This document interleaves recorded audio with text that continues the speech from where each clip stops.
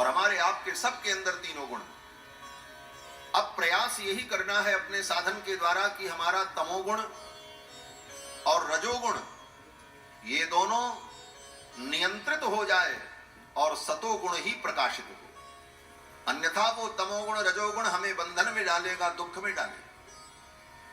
भगवान शिव ने भी अपने तप के द्वारा अपने उस तम रूप को, तमोगुण को तिरोहित किया और उनका शुद्ध सत्वमय रूप प्रकट हो गया।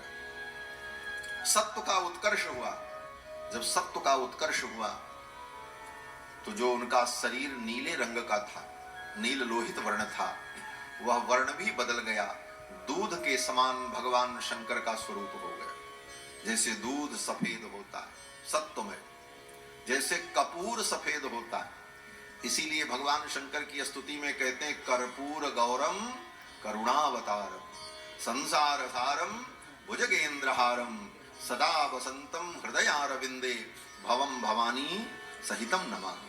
कर्पूर गौरम, जैसे कपूर, गौरम माने गोरा होता है, सफेद होता है। ये गोरा शब्द उसी गौर शब्द से ही बना है। हिंदी में कहते हैं बड़े गोरे हैं, मूल शब्द गौर है।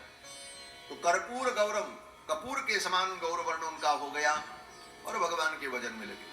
तब फिर ब्रह्मा जी ने सोचा आप क्या करें।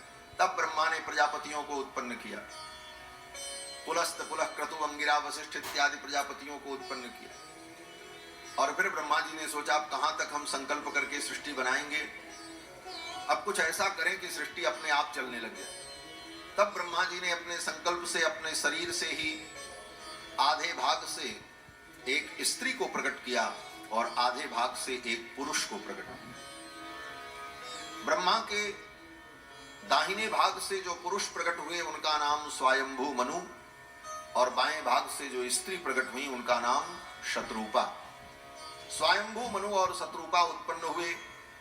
इन्हीं से ये नर सृष्टि और अनेक प्रकार की सृष्टि का विस्तार हुआ। स्वयंभू मनु अरु शत्रुपा जिनते भई नर सृष्टि अनुपा। ये केवल दिशा निर्देश मात्र है कि सृष्टि का क्रम कैसे चला।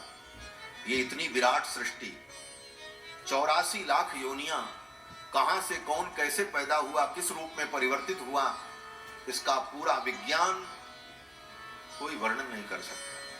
केवल इतना ही समझना है कि यह संपूर्ण सृष्टि भगवान से उत्पन्न हुई। इस सृष्टि के मूल भगवान है, कारण भगवान है। इसीलिए संकल्प में आज भी कहा जाता है विष्णुर विष्णुर विष्णु श्रीमद् भगवतो महापुरुषस्य विष्णोर आज्ञया प्रवर्तमानस्य। ये संपूर्ण सृष्टि भगवान के संकल्प से, उनकी आज्ञा से प्रवर्तमान है और सबके मूल कारण भगवान है।